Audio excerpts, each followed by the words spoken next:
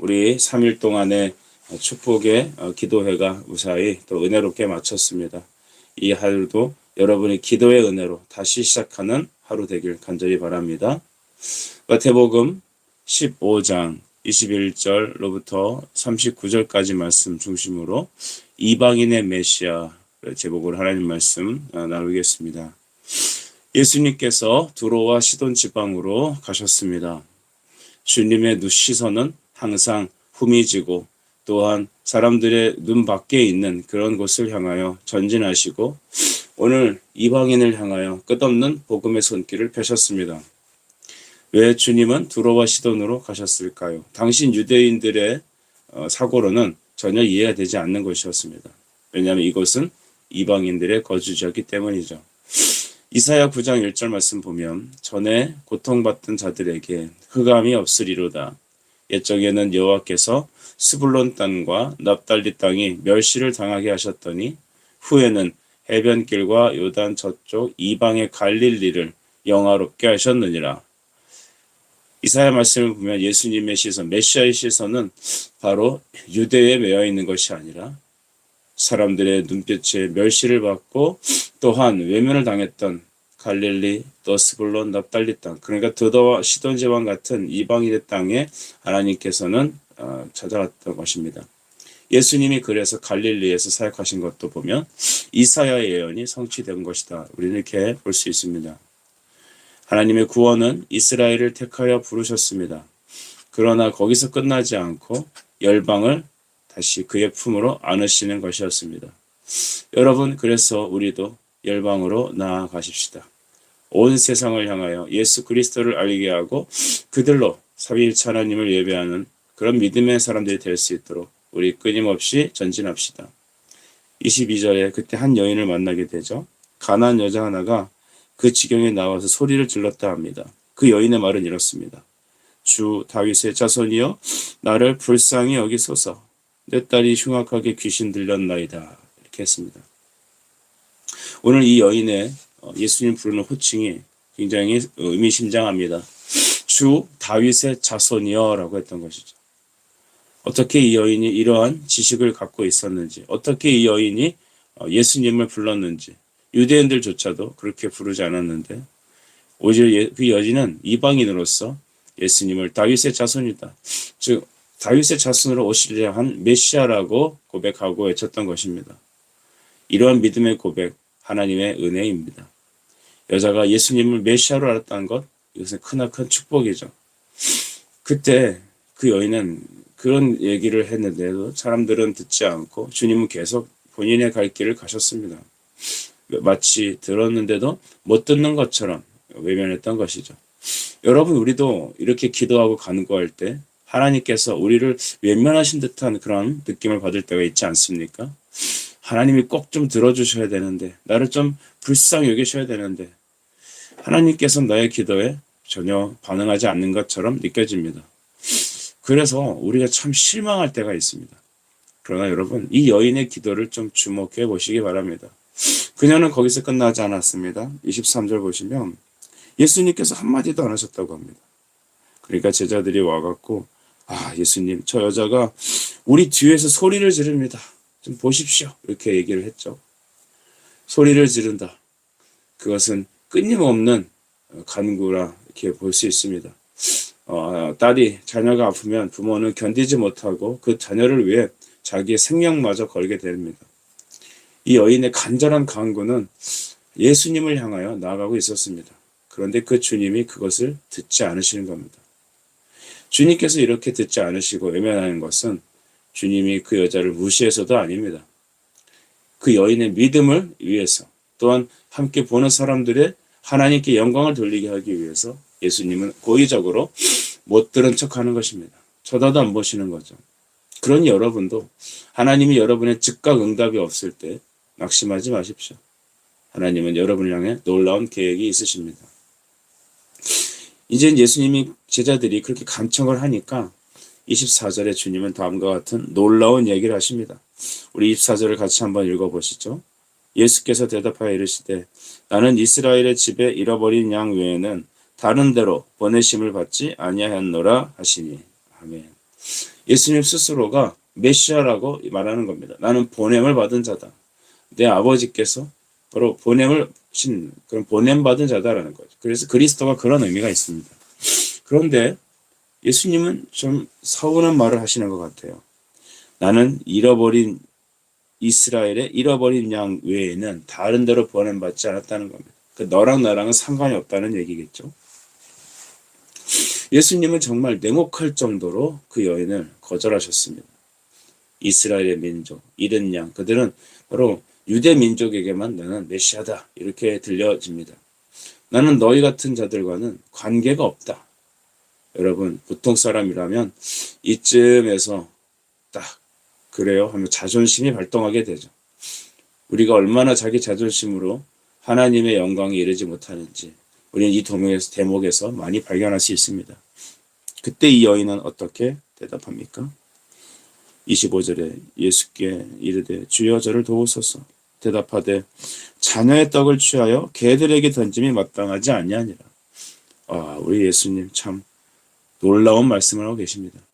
저는 이 본문을 읽을 때마다 이런 생각을 합니다. 만약에 제가 성도들 앞에서 이렇게 말을 하면 아마 저희 성도들은 거반 다른 교회를 아마 알아보지 않을까. 그렇지만 주님은 그런 것 중요하지 않으셨습니다. 냉혹하게 그 여인을 대합니다. 너는 개라는 것이죠. 여러분, 우리나라도 그렇지만 세계적으로 이 개에 대한 이미지는 별로 안 좋습니다. 그러니까 욕을 할 때 이 개란 이름을 섞었으면 그리 좋지 않죠. 특별히 유대인에게는 이 개라는 의미가 굉장히 저주스럽고 가치 없는 그런 말로 쓰이게 됩니다. 그런데 오늘 예수님이 그 여자를 대놓고 내 자녀에게 줄 떡을 너 같은 개 같은 사람에게 줄 수 없다. 이렇게 말을 하게 됩니다. 그때 이 여인은 놀라운 믿음을 발휘합니다. 26절에 27절에 보시면 주여 올소이다마는 개들도 제 주인의 상에서 떨어지는 부스러기를 먹나이다 하니 정말 놀랍습니다. 자존심 다 없습니다. 딸이 낳을 수만 있다면 그는 온전히 하나님께 나가는 것입니다. 여러분, 때로는 하나님께서 우리에게 이와 같이 신앙을 테스트할 때가 있습니다. 예수님은 그녀를 무시해서도 아니고 그녀의 믿음을 테스트하기 위한 것입니다. 하나님은 여러분을 테스트하십니다. 그 테스트는 나를 멸시해서도 아니고 나에게 악감정이 있어서도 아닙니다. 이 테스트는 여러분의 신앙을 견고히 하기 위함이고 하나님께서 영광을 받으시기 위함이며 여러분을 높이 들어서 많은 사람들에게 여러분의 상황을 모범으로 예시로 삼기 위해서입니다. 이 여인에게는 만약에 신앙이 없었다면 그 자존심으로 주님을 부인하고 돌아섰을 것입니다만 그녀는 믿음으로 능히 이 시험을 통과하였습니다. 이와 같이 예수를 믿는 사람들이라면 예수님을 부인할 수 없는 것입니다. 우리는 흔히 얘기합니다. 그가 상처받아서 교회를 안 나온다. 예수님을 떠났다. 여러분, 상처받아서 예수님을 떠나는 게 아니라 처음부터 예수 믿는 신앙이 없을 수 있습니다. 이 여인을 보십시오. 자녀의 떡을 개에게 주지 않는다. 이런 말이 어디 있습니까? 그러나 이런 말을 듣고도 그는 그리 아니하실지라도 그럼에도 불구하고 주님을 떠날 수 없어서 주여 그렇습니다. 그렇지만 내가 그 개들도 보니까 집주인의 부스러기를 먹지 않습니까? 이와 같은 믿음으로 온전히 주께 나아가는 신앙을 보여주게 됩니다. 다니엘 3장 18절 말씀을 보시면 이 다니엘의 세 친구의 말이 등장합니다. 왕에게 절하라. 이 우상을 숭배하라는 그 왕의 명령 앞에 그들은 다음과 같이 얘기하시죠. 왕이여, 우리 하나님이 우리를 건져주지 아니하실지라도, 즉 그리 아니하실지라도 우리가 왕의 신들을 섬기지 아니하고 왕이 세우신 금신상에 절하지 아니할 줄을 아옵소서. 하나님, 우리를 이 불뭇불에서 이 불구덩이 속에서 건지시지 아니하실지라도 하나님이 나를 이대로 내버려 두실지라도 나는 하나님을 떠날 수 없습니다. 라는 것입니다. 여러분, 이 믿음은 어떻게 생기는 것입니까? 우리가 잘 알듯이 믿음은 들음에서 납니다. 하나님 말씀의 들음으로 성령의 주권적인 역사로 하나님께서는 우리에게 믿음을 주시고 그 믿음을 사용할 때 하나님께서는 우리에게 구원을 허락하십니다. 여러분, 이 아침에 우리의 자존심으로 살지 않기를 바랍니다. 우리의 믿음으로, 주님 주신 믿음으로 살기를 원합니다. 이후에 28절에 예수께서 다음과 같이 말씀하셨습니다. 여자여, 내 믿음이 크도다. 내 소원대로 되리라 하시니 그때로부터 그의 딸이 나으니라. 아멘. 하나님, 이 아침에도 우리 성도들에게 병 고치는 은혜 주시옵소서. 그들의 기도에 응답하여 주옵소서. 우리 마음속에 있는 궁극적인 상처와 모든 더러운 것들이 나사렛 예수 이름으로 깨끗이 고침받게 하옵소서. 그러나 먼저 우리가 우리 자신을 부인하고 우리 주신 주님 십자가를 지고 자기 십자가를 지고 예수를 쫓는 그런 믿음의 성도들이 되어야겠습니다. 이 여인은 믿음의 테스트를 통과하고서 그리고 하나님께 나아가고 크신 은혜를 받았습니다. 이와 같이 믿음은 하나님이 계신 것과 그에게 나가는 자들에게 상 주시는 이심을 믿을 때 하나님 우리에게 날마다 크신 상급으로 역사해 주실 줄 믿습니다. 32절부터는 예수님께서 보면 이 무리를 불쌍히 여기시는 것을 보게 됩니다. 이후에 여러분 예수님은 29절에 갈릴리 호숫가에 이르러 산에 올라가 앉으셔서 큰 무리들이 다가왔다고 합니다. 30절을 볼까요? 큰 무리가 다리 저는 사람, 장애인, 맹인, 말 못하는 사람 이런 사람들을 여럿이 데리고 와서 예수님 발 앞에 앉혔는데 주님은 모두 그들을 고치셨습니다. 예수 그리스도 메시아의 사역이 바로 고치시는 거죠. 가르치며 전파하지만 그들을 또 고쳐주셨습니다. 31절 말 못하는 사람이 말합니다. 장애인이 운전하게 됩니다. 다리 저는 사람이 걷습니다. 맹인이 보게 됩니다. 그래서 이스라엘의 하나님께 영광을 돌렸습니다. 할렐루야. 결국적으로 우리 하나님은 영광을 받으시길 원하십니다. 이런 사람들은 고침받을 수 없습니다. 말 못하는 사람이 어떻게 말을 합니까? 이 언어에 대해서 죽은 자죠. 장애인이라는 것은 기타 모든 신체적인 장애를 말할 것입니다. 그들이 여러분 온전하게 되었다는 것입니다. 하나님, 우리 성도들 온전하게 해주십시오. 또한 다리를 저는 사람, 다리로서는 사망 선고를 받은 그가 이제 걷게 되는 것이고 눈으로서 뜨지 못하는 눈의 사망 선고를 받은 자가 이제는 새 시력을 얻게 되었습니다. 이 모두가 구원입니다. 여러분 구원은 무엇입니까? 죽은 것에게 새 생명이 더해지는 것이죠. 우리도 이전에 우리 영혼은 죽은 자였지만 이제는 그리스도께서 우리에게 임재하심으로 우리는 바로 보게 되고 걷게 되고 뛰게 되었고 하나님의 자녀로 새롭게 변화되었습니다. 여러분 자녀됨이 영생임을 꼭 기억하십시다. 이런 놀라운 기적과 이적 이것에 집중하기 이전에 이 일을 행하시는 이가 누구심을 주목합시다. 그는 우리 주 예수 그리스도이십니다. 하나님은 여러분을 이 아침에도 고치십니다. 여러분 기대하시고 믿고 따라가십시오. 하나님만이 여러분을 온전히 하십니다. 우리 보지 못하는 것을 보게 하는 즉 눈의 사망 선고를 받은 죄와 사막으로 보지 못하는 우리가 하나님의 창조의 새로운 창조의 역사로 보는 시선을 얻게 되는 겁니다. 그래서 우리의 영혼이 구원받는 것은 새 창조의 역사입니다. 죽은 우리의 영혼이 그리스도의 생명으로 새로운 새 생명을 얻는 것 여러분 이 아침이 여러분에게도 나타나길 간절히 바랍니다. 여러분이 사역하고 선포하는 그 사역의 현장과 삶의 현장에도 이와 같은 부활의 영광이 새 생명의 영광들이 가득하길 바랍니다. 예수 그리스도 이름으로 이 일들은 일어납니다. 32절에 예수님께서 또 놀라운 기적을 행하시죠. 우리에게 4,000명을 먹이는 일입니다. 예수님은 또 제자들을 부르셨습니다. 내가 무리를 불쌍히 여겨노라 했습니다. 예수님의 사역의 원인은 하나님의 사랑입니다. 그것은 우리를 불쌍히 여기시는 겁니다. 그래서 능력 있는 기도는 뭘까? 곰곰이 묵상해 보면 이 긍휼을 이용하는 겁니다. 하나님 나를 좀 불쌍히 여겨 주십시오. 그러니까 우리가 용서를 받는 건 우리를 불쌍히 여기시는 우리 아버지 하나님의 사랑이 있습니다.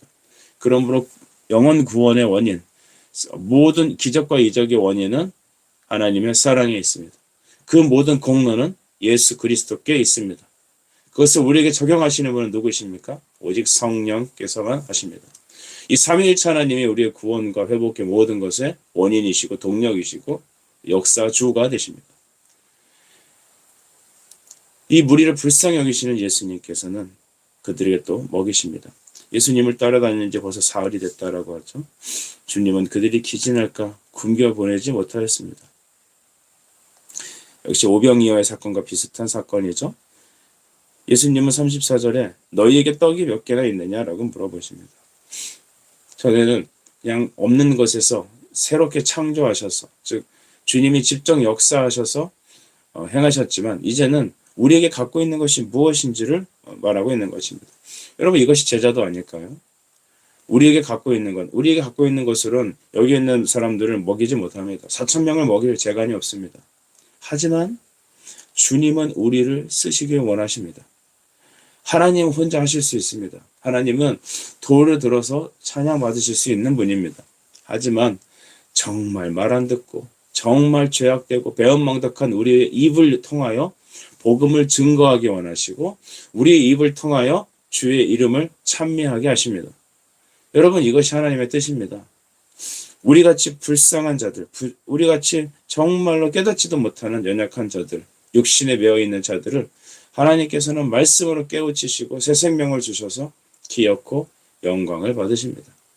그러니까 하나님이 영광을 못 받으셔서 우리가 영광 돌리지 않으면 하나님의 영광이 안 되는 게 아니라 하나님은 이미 스스로 영광이십니다. 하지만 우리를 통하여 또한 주님은 찬미받기 원하십니다. 그래서 우리에게 갖고 있는 것이 무엇인지 물어봅니다. 어저께도 우리 집회하면서 정말로 하나님께 믿음으로 예물 드리는 지체들이 있었습니다. 여러분, 그거는 정말 이들 조약돌과 같은 것이고 그들은 정말 작은 이런 떡과 그런 고기에 해당됩니다.